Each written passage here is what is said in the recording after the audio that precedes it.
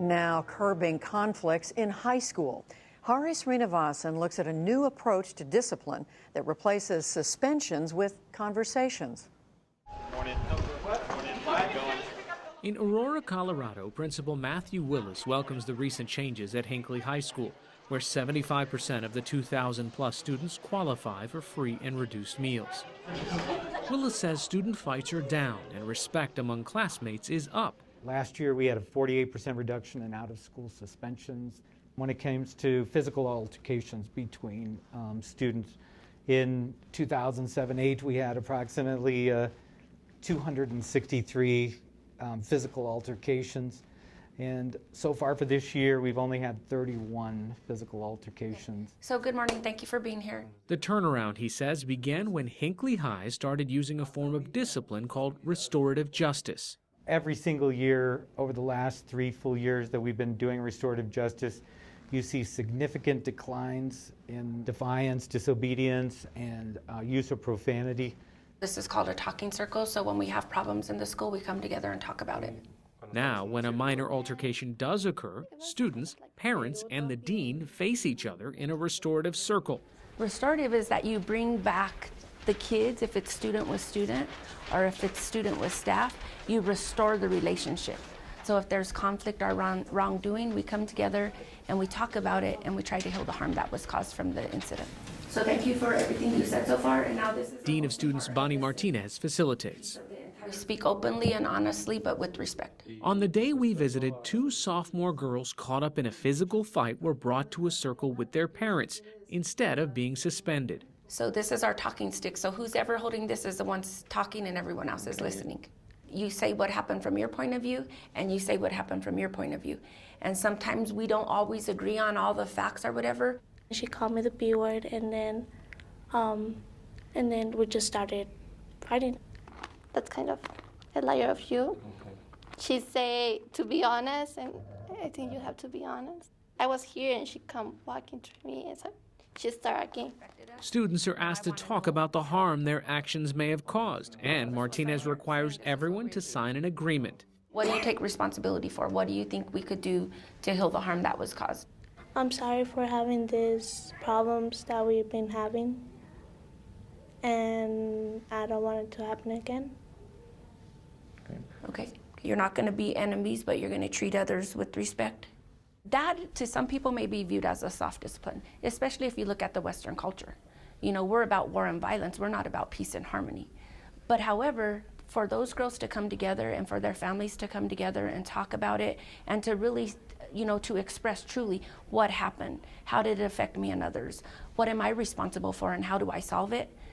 That's deeper than just writing up paperwork and one person goes their way and the other person goes their way and nothing was ever communicated. What do we know about anger? It's a secondary feeling. It's a secondary feeling. What is underneath anger? A deeper emotion. A lot of deeper emotions and feelings. At Hinckley, the restorative justice circles go beyond the dean's office. Peer mentoring classes use role-playing to teach students how to conduct circles on their own. How does it make you feel? It pisses me off that he's spreading rumors about me, but I didn't do nothing big. Sophomore Nice Smith thinks the circles bring better results than suspension. It used to be like you just get sent home for 5 days, but that doesn't resolve nothing. You just sit there and you come back with the same anger. When teachers don't resolve the harm by doing restorative justice, then that conflict is always there. And usually what will happen is kids will just stay angry. And I don't like that teacher, and so I don't care what you say, and they'll just disrupt. I'm deeply sorry about what's going on. Models like Hinckley's have gained national attention after the Obama administration in January directed school districts to scrap overly zealous zero-tolerance policies that led to automatic suspensions and criminal records.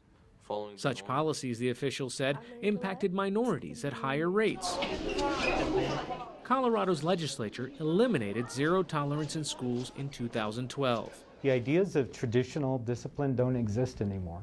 When in the old days, when a student or a kid got into trouble, we would spank them. And we moved away from spanking because it no longer met the values of our society. The same is true with the traditional discipline where It's all about punishment, punishment, punishment. It's not about restoring relationships. It's not about taking responsibility for your actions. It's about punishment. And so that no longer fits the society of our future.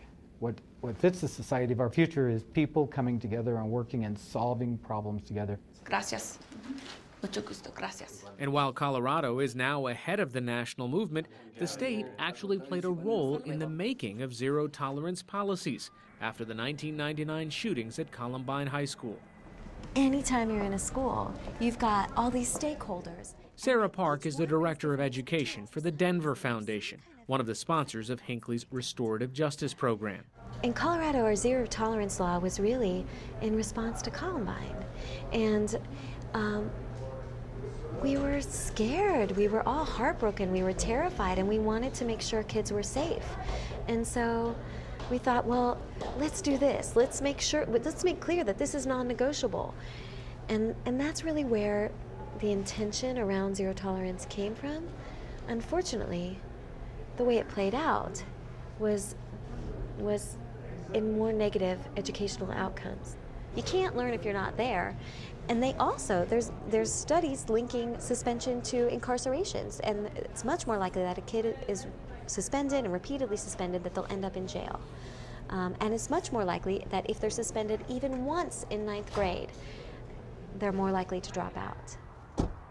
Aurora police officer Jake Bunch, who's assigned to Hinckley High School, says social media has accelerated his need to rely on personal connections that can come from restorative justice. With like Facebook and Twitter, information just spreads so quickly now that, you know, it's hard to stay on top of it because the kids know about something that's going to go down way before we could ever know. If kids, you know, if I build that relationship with them and they know they can come talk to me before it becomes a violent issue, it ties right in with restorative justice. What is the role of an individual in society? Not all conflicts can be resolved through restorative circles. Even supporters see the process as one of many approaches. And skeptics question if stopping down class time for circles limits learning. Test scores at Hinckley High School hover below the state average. For his part, Principal Willis remains a strong believer in the approach and is sharing the school's method with districts across the state.